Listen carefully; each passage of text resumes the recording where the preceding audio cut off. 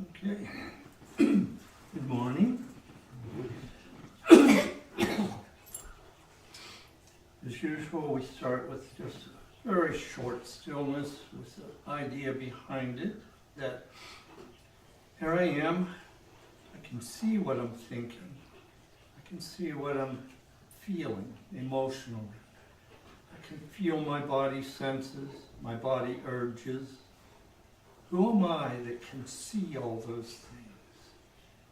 Where's that at as me? Just lightweight music.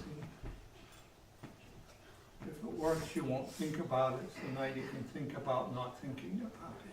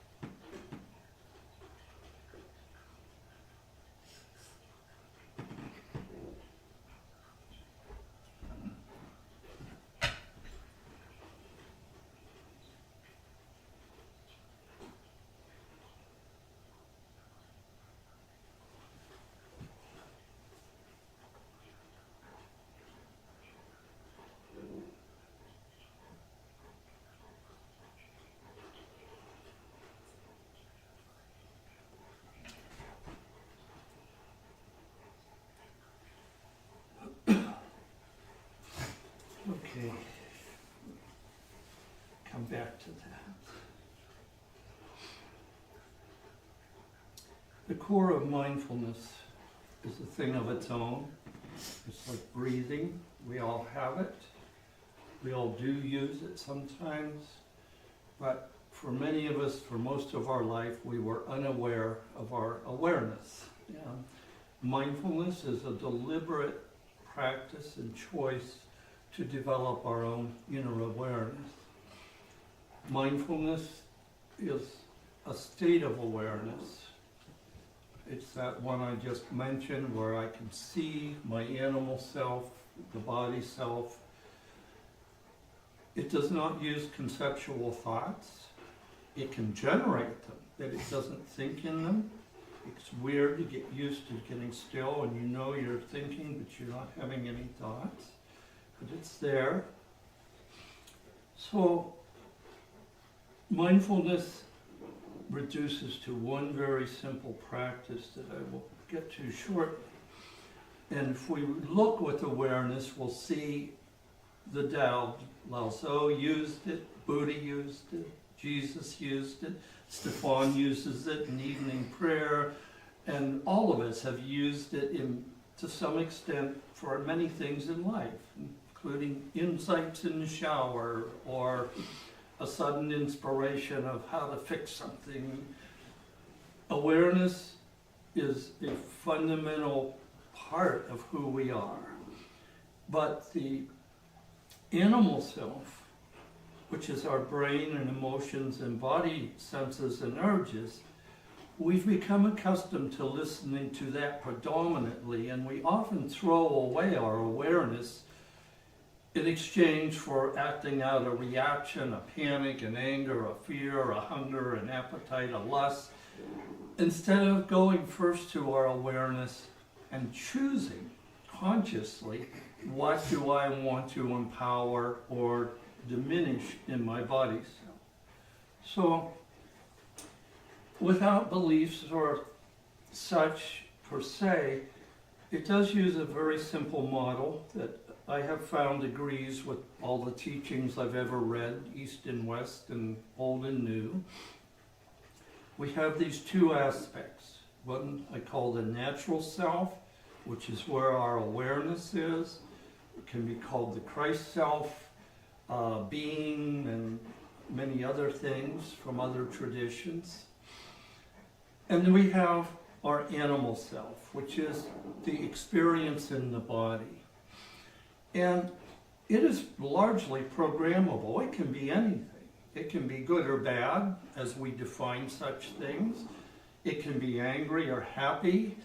But the point we're going to get to for mindfulness is I can learn what is my animal self, and I can learn that my awareness has the ability to step outside of it and decide whether to let a certain energy move, how to let that energy move, or to ask my own awareness to transform an old program or habit or pattern that may have been causing me problems. That is the very most wonderful part of mindfulness that we can discover. And this has fascinated me now for almost 40 years. And it never ceases to amaze me and uplift me. Our awareness within, which in a Christian tradition is linked to what we call the Holy Spirit or the voice of Jesus or the voice of God. Our awareness within has the power to transform and manage our animal self. Our animal self isn't for survival. It's purely an animal. It's the part of us, just like the raccoon or coyote or woodchuck. All right, I need to survive first, so I need to be on guard, suspicious of everything, ready to do battle any instant. Once I've got that under control, I need to reproduce. So whatever that takes, we'll do that. And if I got those two under control, now I can satiate myself and eat all the grass or rabbits I want to eat. And if I get that under control, well, darn, I can have a little bit of peace for a moment or two till the cycles start up again. What has been called the ego in most spiritual or psychology traditions often refers to that animal body as my reactive self, like, oh, my ego wants to get so angry or is so afraid. But that's not quite correct from mindfulness. The ego is not what's in the animal body. I don't need to evaluate it at all in that sense. My ego is the belief I am the animal and nothing more. So the process of awakening is discovering and enlarging my sense of who I am outside of the egoic identification with my animal self. Unlike some traditions, mindfulness does not say the animal self is bad in any way. It's part of creation. I'm here in it for some reason, whether I say that's due to biochemistry or to a divine creator, it doesn't matter. Here I am. I got this body and brain, and it yanks me around, and sometimes it makes me happy, and it's often a chaotic mess. And I've got this place of deep peace. Our natural self has some nice attributes. We have to learn to identify them and to value them in order to grow an awareness of them. But they're already there. It's at peace. Even in the most crazy situation, if we turn to our stillness, it's going to say, okay, let's see how this goes, no matter how crazy the situation is. It's curious. Not an intellectual curious, like examining and asking questions. Who are you? What are you up to? I wonder what that dog did. I mean, it's a wordless curiosity. Another attribute is it sees in beauty. It doesn't matter what it's seeing, it's marvelous. It's awesome. I mean, look at this. The straw and leaves on the floor, and how's that get there every day? Everything is in that mode of experiencing creation in beauty. And also, it has a curious thing which seriously upsets the animal self. In short terms, you could say it's a natural empath. It looks out, and no matter who else, what else is there or going on, it has a feeling of, I wish you well. And that correlates to the religious side of prayer. but it's a natural impulse. So it extends that wish. It extends our peace, our blessings of peace, our joy that we're experiencing in that peace extends. So the natural state of our natural self is extension. If we see something beautiful, a flower, a happy puppy, we see nature, you can feel it. You can actually feel something in your being open up and go out to it, like to greet it and join with it. That's what extension is, for just a little definition to use here. We don't want very many definitions, but a little. On the other hand, the animal self, in its state of surviving, is constantly scanning suspiciously for any potential threat. You know, I don't like that look on their face. Are they going to be mad at me? What do they want? Am I going to have to give them? I mean, all kinds of stuff can go on. Fear, which can then lead into anger or just plain greed. All of those, if you'll notice, and if you feel them, if you just feel them when they come up, are a contraction. I'm pulling away from creation into myself and setting up a contracted barrier, a defense. And when I do that, I stop communication with my fellow beings, and I stop the flow of creation that flows through me to fulfill my part of whatever I am doing in this adventure. In addition, when I become defensive, even just suspicious, we telegraph, even if you don't believe in this oneness stuff or the communication of mind and light and love, we telegraph. And you just glance at a person and say, oh boy, they're in a bad mood. So when we become defensive, think about it. What are we telegraphing? We're telegraphing, you're going to attack me. And in their unconsciousness, all they get is the message. Oh, he says I'm going to attack him. All right, let me have at it. I will fulfill his wish. Literally, though, that is what happens when we are in a contracted and defensive state of being. So mindfulness is beginning a lifelong way, as in the way, the Tao, a lifelong way of living to begin shifting my predominant experience mode to that inner natural self, which is in peace, which is in an awareness of much bigger than my senses can be aware, and is open in extension to keep me in peace and to bring peace to everything and everyone. Mindfulness, then, is a very tiny practice. There's really only one. If you look at every other practice in spirituality, they all come back to this one in the end. They are simply ways to get us willing to go there when we're stuck in our Scroogey brain. But the most simple practice is remembering, oh, I could be at peace with this. No, I couldn't. Yes, I could. No, I couldn't. Yes. I could be at peace. No. So the first one is remembering I could be at peace. The second step is working through I want to be at peace and watching all the part of me that doesn't want to be at peace. Oh, I'm enjoying being pissed off. I need to be nervous. I don't know what they're going to do. There'll be many, many arguments come up. And that second step is observing that because I want to get to peace. The third step is finally making a heartfelt choice. No, I want to go back to my peace. I really do. That, you'll be amazed. I mean, there's times it takes days with a topic or months before I can actually say that. It may seem crazy, but it's true. But that's where I got to get to.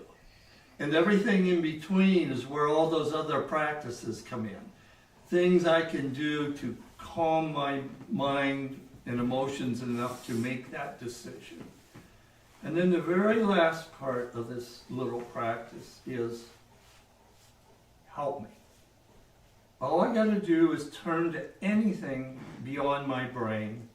I don't have to define it. If I call that the Holy Spirit, cool. Jesus, God, Elvira, whatever, or just my own awareness, it doesn't matter. The point is I'm turning out of my animal self to something bigger. And now, when I do that, when I make that choice, I want to get to my peace, help me. It has the power to begin actually transforming my animal self. And will begin unraveling old patterns, intense energies. And it applies to everything in the human psyche. There is nothing it doesn't work with. Now, more curiously, which I don't go into a lot in the teaching here, it also applies outwardly. If I choose to go to peace and I've been having bad relations, often, not always, no promises in mindfulness, but often as I decide to drop my fears and grievances, forgive, and extend, I wish I could be at peace with this situation, with this person. Very often, that also begins to change. And that's where, being in a Christian outlook, I say that's where the Holy Spirit goes to work, both within and without. But to really invoke it, mindfulness would say, I need to get myself to that place of peace first. It can work more powerfully through me when I'm in that space than when I'm in my contracted tent. But it still will work when I'm contracted. I can be extremely angry and pissed for days. And say, I help. And it will slowly unravel me too. It's never impotent.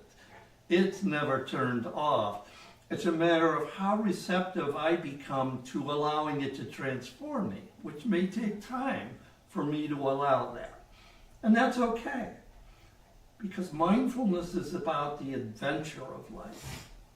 It's not a goal. At some point on the way, we say somebody woke up, or we feel like, hey, something changed in me. And others in the East might say that's enlightenment, or those in Christianity might say that's salvation. What happens is at some point that's undefinable, you just realize, hey, I'm living more now from turning to my awareness than I'm living from letting my old reactions and programs throw me around. It's like, cool. It's like it's become my natural habit. When I start to get angry or afraid or pissed, I drop to stillness. See, I've shifted my identity from I am the animal and it controls stuff to I am the awareness and it is what guides my life. I'm shifting my sense of who I am. And that's what mindfulness is for. That's where it takes us. So, as I mentioned, around the world, over many millennia, there's thousands of teachers and practices. Those are all for that in-between stage where I don't know how to give up my reactive nature. Different practices, we'll just spot them, or, we'll say, oh, I was given this practice, and something leads us there. Namely our own inner awareness with the creative source in my model. But if we keep in mind the end goal of every practice, I have found it shortens the time for them to go to work. It makes them more effective. If my practice is, I'm going to sit here and try to be peaceful with this damn. I knew a guy, actually my daughter's father-in-law, who was selling everything to go live in a Buddhist monastery in Indonesia. And he'd been practicing with them remotely for 20 years. and he came to the States to visit us before he went to the monastery. I said, well, let's do a meditation. We all sat down, and after just a couple minutes, he jumped up and he says, this is wrong. This is not how you meditate. Nobody in this world knows how to meditate. He was so angry after 20 years of meditation practice. And his son just laughed. Yeah, that's Dad. He's been angry ever since. So my point is, with mindfulness, we set the goal of actually being transformed to come to peace. And we see our reactive nature. We do not try to willfully control it, other than refraining from smashing something or somebody so we stay out of jail. But it's not about, what's the word? I have trouble sometimes getting words. It's not about personal willpower, like I'm going to take this anger and just decide not to be angry. That doesn't work. All that does is suppress it and leaves it intact, and it'll be back the next time a trigger for it comes along. With mindfulness, up comes the anger, which I'm using that because it's a very common one in us humans. It could be fear, jealousy, hatred, whatever. Here it comes roaring up, and I say, I want to be at peace. And I get a little help, and I say, all right, now I can see this. I would be better off without it. No, I like it. Yeah, I know I like it. I'd still be better off. And so it leads us. Our own awareness will lead us to looking at these programs in our animal self. Some of them are instinctive, some of them are genetic, but I'd say 90% are cultural training from the time we've been a baby. We've been programmed. Like right now, the whole world thinks that exploitative capitalism is the only way it can work. Well, of course, somebody starts a company, they have a right to make profit. Well, they don't do any more work, probably less work than most of the employees. And yeah, maybe they put in twice as many hours starting it, so they get twice as much pay, right? No, I want $1 trillion sign-on. No, see, that whole model of exploitative capitalism is just one way of thinking about life in the world. But we've been so ingrained with it. It took me a long time to get free of it myself because I was brought up with it. Mm-hmm. The same with the patriarchal system of thinking is another model. There's so many things we've been programmed with. Everybody should earn their own way. So if you're not capable to fit in the system because you're too young or you're disabled, starve and suffer from disease. That's just how it should be. See, there's so many models we don't even know we have in our brain, but they affect our interactions and they determine when we get pissed off or when we get afraid. If I am dependent on capitalism to secure my retirement account, I'm not going to let anything change this system. And so we get the resistance to the progressive movement. And then if you look, you can see, well, what is the progressive movement? Oh, it's the wish that it would be well for everybody. And you see where mindfulness is trying to come out in society. I mean, it's such a fascinating adventure, this waking up. But it all comes back to that one practice, not long meditations per se, but that one practice, maybe 1,000 times a day on some days. You know, and it's just over and over recognizing, wait, I'm contracting. And you learn that you just feel it in your body almost instantly instead of, I'm extending. And then for me, I use a little practice of picturing a happy moment, you know, the pretty flower, enjoying a moment of friendship with somebody or the happy, and it's like, oh yeah, I want to be back in that space as my reminder of where I'm trying to get to as opposed to this contraction. So whatever Your own mind knows your own program better than any other person will. So that's the basics of what mindfulness itself is. Everything else, like Buddhism and Christianity and the Taoism, is how it has been applied. But the purer we can keep our idea of, I've got inner awareness, it's at peace, it will bring all of me to peace, I want to go there, help me. The more we can focus on that mindfulness itself, the faster we're going to experience personal transformation, and the more peace we're going to bring to our world.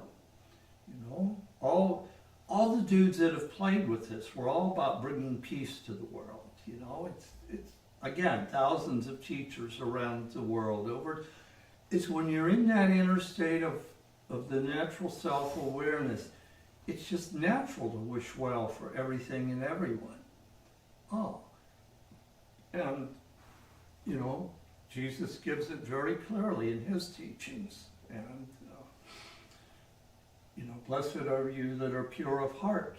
You shall see God. Because when I'm not cluttered up, to use Stefan's term, in my grievances and hatred and anger and fear, I relax into my being. And in my model, that being is in union with the source. And I can feel that. To me, it just feels like this huge presence that's totally loving. You are beloved of God. It's like, yeah, I know. I can feel it. We just spend our life then, if we want to live in mindfulness, applying that one little practice 1,000 times a day, and then it will guide us to other specific studies, practices, routines, whatever. It's all fair game. It's a fun adventure, you know? And, you know, if sitting in a cave for 10 years turns you on, have at it. Or working in a soup kitchen. Or writing programs for TikTok. We're created. We did not create ourselves. But who we are, that we're created to be, is in that place of peace. And it's not this package of my personality that's been programmed, in this case for 70 years, that you should be this, shouldn't be that, that's better, that's more useful, that's not nice, that's not good, that's not help. All of that gets to go away. When I become mindful, society would say I'm totally irresponsible, which is totally wrong. The fact is, I'm totally able to respond. I am fully responsible. But I will respond from my guidance, from my awareness in this second, not from what my past or you or anybody else has to say about it. I'm in touch with my source in its creation. It's telling me what it wants to do. And I'll just add that one last thing. I said our awareness has the power to transform us. It does. And I'll just leave that. You got to learn it by experience. You can't believe in it, but it'll show you. It has the ability to insert new thoughts. The brain can only repeat old thoughts. It can examine past data, shuffle it, rearrange it, look for clues, etc. But it can't actually generate a new thought.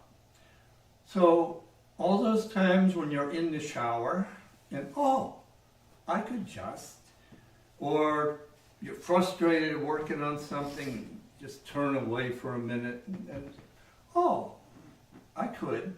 That's where awareness is giving us help. It's inserting new thoughts.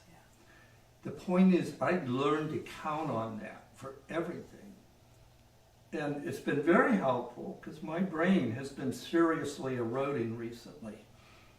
I just get still and wait. And then it'll be like, oh yeah, you put your phone in your other pocket. That's where your phone. I mean, my point is, it's for the most trivial as well as for what we consider important or useful. We learn to live by turning to our awareness and waiting for a thought from it to arise. Same with emotions. Anger starts to come up. All right, what do I do with this? Suddenly I see Donald Trump as this very pathetic 4-year-old that has never known love. He doesn't even have a concept of what this inner love is. How do you deal with a guy? But now I'm seeing him very different than just hating that asshole. And if there is a chance to say to him or one of his followers, it's going to come through me being in that space in a moment of encounter, and it will give me something to say, which might be just as simple as, I'd rather be nice to people. I don't know what's going to come, but I'm going to listen there and live my life from there. And then if you look at all the stories in literature, you begin to see that's kind of the picture of all the mystics and the gurus and the, saints. They pretty much all lived like that. And it's like, wow. When I decide maybe I'd like some of that, well, here's mindfulness. That's how we can get there. So that's my story for today. Any thoughts or interaction on this before I shut off the camera? I'm noticing something that I'm not sure how to say. But recently, Stefan brought out a little book called The Way to Love by Anthony DeMello. And I had no idea what to expect. And what I'm seeing is that it's mindfulness. Mm-hmm. I mean, it's pure and simple. Yeah. He comes right out and talks about our programming, which is something that I've been aware of for a long time. Many years at this point. What I'm finding fascinating, and I can apply to other things, is that he's talking about a particular kind of programming, maybe fear or, way that something is working out in life. And he pairs it up with a particular reading from the gospel. And I never put those two together. It just, so what I'm finding is I'm learning or exploring different ways of seeing examples of how this works in my life, in ways that I've never seen before. And if anybody's got ideas in that direction, because I just feel like right now I feel like a kid in kindergarten. Yeah. And that's what I mean by it. It stays exciting because it's forever opening us up to more and new. And all you can do is just keep that curiosity going. You can't get it through an idea, but you begin to see more and more. Like, we use the book Crucial Conversations here. It's totally mindfulness wrapped in self-help psychology words. But it's like, yeah, I love it. You see it in, the dog whisperer or something. Yeah. But that's the joy to me of awakening, is you begin seeing more and more. And, back to the old truisms, what's the same is the same and what's different is different. But you begin to realize that is awareness. speaking there. And it doesn't matter if it's this book or an article on the internet, you recognize it because you are aware of your own now. So you're growing and your awareness is expanding, but no idea is going to help that, Barb. Just curiosity. Yeah. Yeah. Because ideas lock us down. They're great for building walls because we want that wall to be a certain way. So we form ideas to do a task. That's where the brain is useful. But we should be using it. It should not be throwing us around. So, yeah.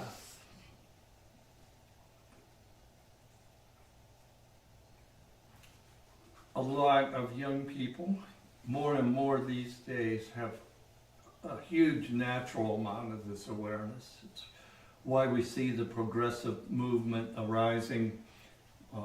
Donnie getting elected in New York, all the young people just come out of nowhere, to the surprise of all the politicians, and said, no, we want to take care of everybody. That's the way life should work.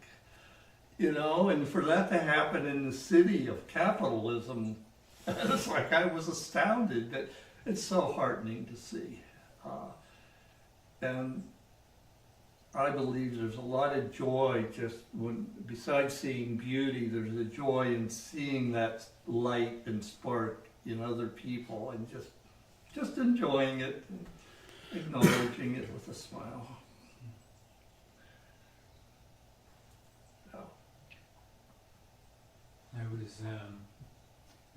I do think that youth serves mindfulness very well, and their ability to be comfortable with the spirit and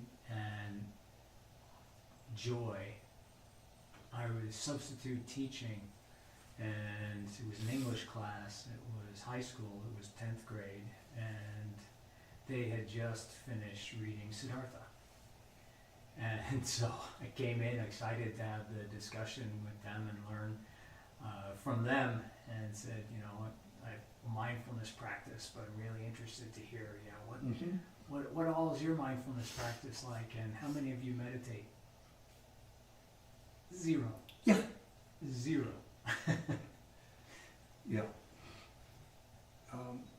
Yeah. When you mention things, it brings up stuff I mentioned. So the question of meditation comes up a lot. Should I meditate? How long should I? There's a little story. It says a Western journalist went to an Eastern monastery to learn about this. And he had a particular sponsor guy and invited him into the prayer time. And they rang some bells, and then they played some instruments, and then they chanted some chants. And then everyone got silent, and after a while, people just got up and started walking away. And finally, the old guy with him smiled, and he says, so I watched you praying. He said, what did you experience? And the monk smiled, and he says, you didn't watch us praying. You watched us getting ready for prayer. How we live the rest of the day is our prayer. So the point being, meditation time is to specifically say to your brain, for 1 minute, for 20 minutes, I'm going to seek stillness, and you get to take a break. If we practice what I suggest, it's just 1 minute a day to start, 3 times a day. Once getting up, just plain stop for just 1 minute and say, I want to know my peace. And do your best to just keep, that can be your mantra. I want to know my peace. You know, washing machine, no, I want to know my peace. Car repair, no, I want to know my peace. It's that intention that begins the transformation. And then at midday, and again in the evening. That alone, your life will begin to change substantially, very quickly. If you want to go deeper to work on nasty stuff or just to deepen your awareness, Around the world, it's been recommended 20 minutes for a specific reason. Because your brain will keep trying to assert itself. If you haven't noticed, it likes to talk to you.